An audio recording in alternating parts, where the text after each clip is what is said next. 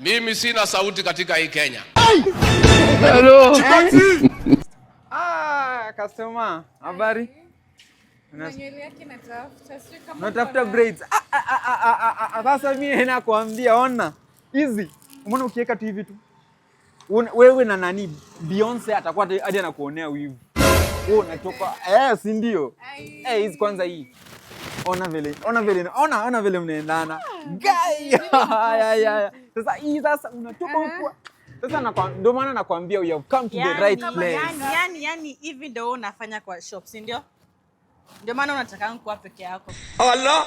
Ndio maana wewe na unafanya nini hapa? Hebu enda kwanza, enda biashara peleka huko. Yani mimi.